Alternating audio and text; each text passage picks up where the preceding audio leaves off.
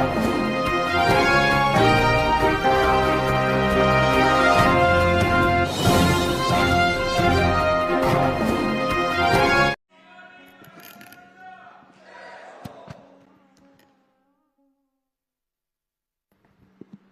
के इस महत्वपूर्ण कार्यक्रम के मंच पर उपस्थित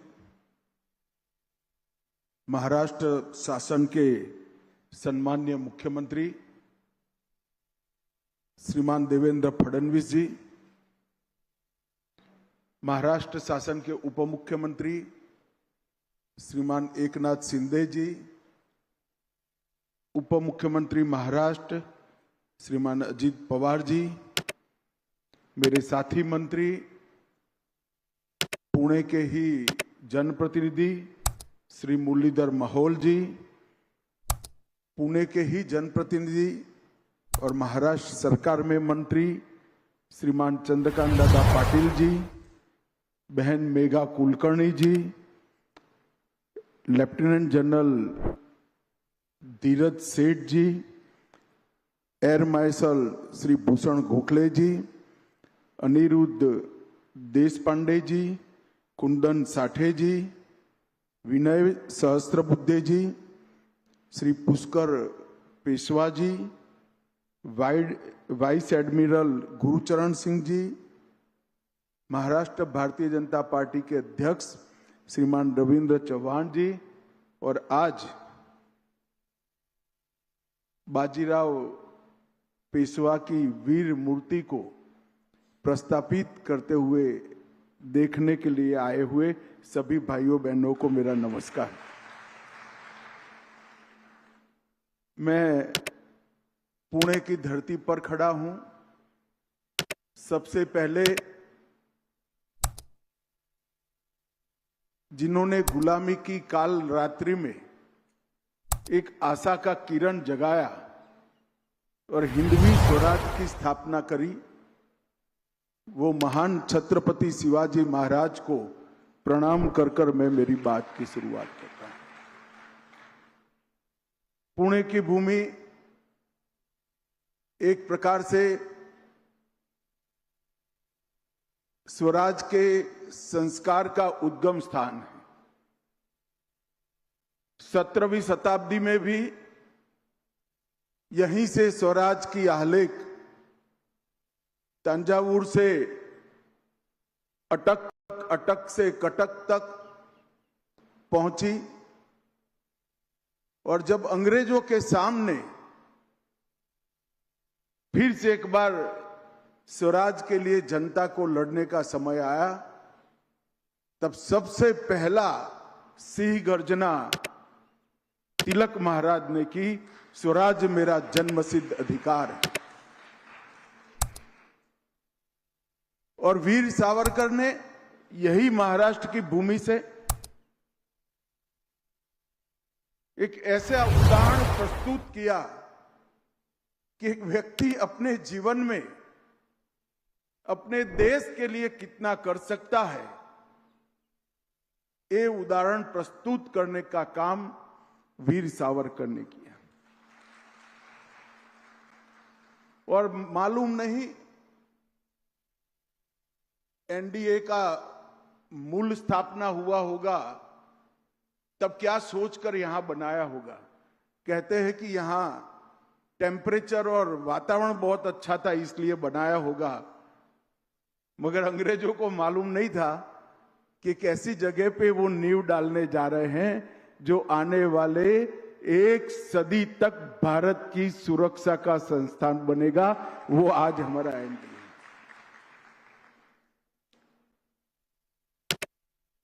पेशवा बाजीराव जी के कई पुतले देश भर में कई जगह लगे हैं, मेरे गांव में भी लगा है, परंतु मैं मानता हूं कि पेशवा बाजीराव का एक स्मारक बनाने की सबसे उचित जगह अगर कोई है तो एनडीए पुणे की एकेडमी, क्योंकि जहां से आने वाले समय के देश की तीनों सेनाओं के सूत्रधार जहां प्रशिक्षित होकर निकलते हैं, वहां बाजीराव पेशवा की मूर्ति लगना और श्रीमंत बाजीराव के मूर्ति से प्रेरणा लेकर उनके जीवन कवन को अभ्यास कर कर अगर हमारे भविष्य के सेनानी जाते हैं तो मुझे विश्वास है कि कई सालों तक भारत की सीमाओं को कोई छूने का साहस नहीं कर सकता। मैं यहां आने वाला था, कार्यक्रम घोषित हो चुका था। कल कुछ पत्रकार मित्रों के साथ वैसे ही बैठना हुआ तो उन्होंने कहा कि अमित भाई, आप पुणे स्पेशल एक कार्यक्रम के लिए जा रहे हैं और श्रीमंत बाजीराव के पुतले के अनावरण के लिए जा रहे हैं, मगर मुझे एक बात बताइए कि आज की युद्ध की पद्धति, जहां एनडीए में हमारे सेनानी तैयार हो रहे हैं, और बाजीराव पेशवा के समय की युद्ध की पद्धति, ये दोनों के बीच में क्या रिलेशन बचा होगा? मैंने बहुत सरलता से उनको जवाब दिया, युद्ध की कला के कुछ नियम जो होते हैं वो काल बाह्य नहीं होते हैं, वो एटर्नल होते हैं। युद्ध में व्यूह रचना का महत्व, युद्ध में त्वरा का महत्व,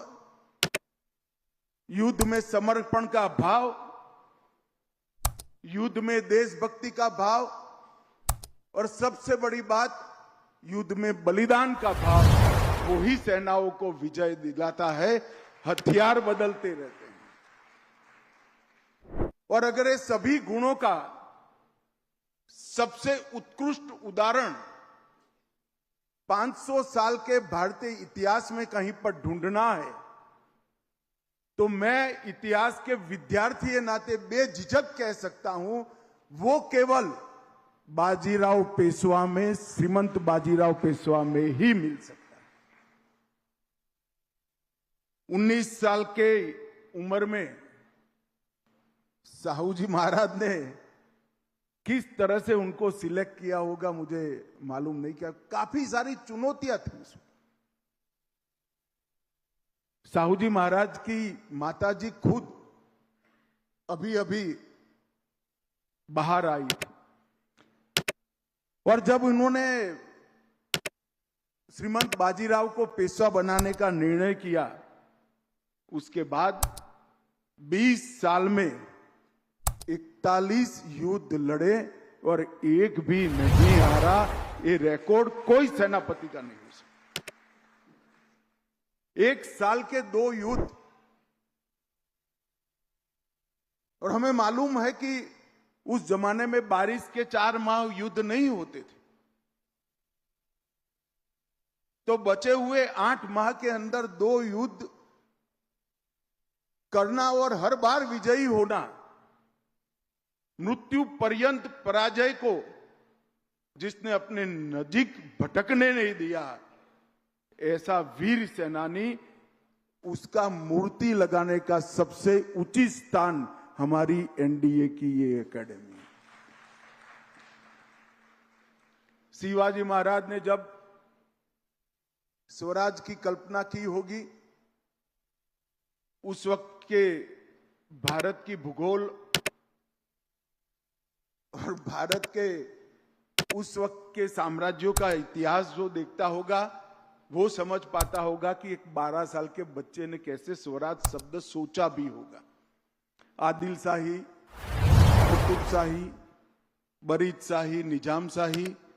और इमाद शाही, पूरा दक्षिण भारत इनकी नागचूड़ से पीड़ित था, और उत्तर पूरा मुगलों के अधीन था। उस वक्त 12 साल का एक बालक देश को स्वतंत्र कराने की कल्पना करे और अपने एक छोटे से जीवन काल के अंदर ही हिंदवी स्वराज का स्थापना करने का काम करे,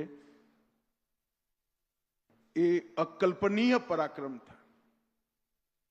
मगर शिवाजी महाराज ने सिर्फ हिंदवी स्वराज की स्थापना नहीं की, महाराष्ट्र भर के किशोरों के मन में, बालकों के मन में, युवाओं के मन में स्वराज के संस्कार भरने का काम किया। और जब शिवाजी महाराज नहीं रहे तब धर्मवीर संभाजी महाराज, वीर ताराबाई, धनोजी, संतोजी, कई सारे लोगों ने शिवाजी महाराज की परंपरा को आगे बढ़ाया और स्वराज की ज्योत को बुझने नहीं दिया। मगर जब साहू जी महाराज मुगलों की कैद से मुक्त होकर आए और जब मराठी साम्राज्य के दो टुकड़े हो गए, सब लोग मानते थे अब शायद कठिन होगा। और उसी वक्त पहले बालाजी विश्वनाथ और फिर श्रीमंत बाजीराव ने पेशवा बनकर शिवाजी महाराज की स्वराज की मशाल को आगे बढ़ाया। और श्रीमंत बाजीराव के मृत्यु के 10 साल के अंदर ही तांजावुर से अफगानिस्तान तक, अफगानिस्तान से बंगाल होते हुए कटक तक एक विराट हिंदवी साम्राज्य की स्थापना, जो शिवाजी महाराज का कल्पना था, वो करने का काम किया। और इसीलिए कई लोग कहते हैं अगर ये स्वतंत्रता की लड़ाई शिवाजी महाराज ने जो शुरू की और पेशवाओं ने 100 साल तक चलाई, वो अगर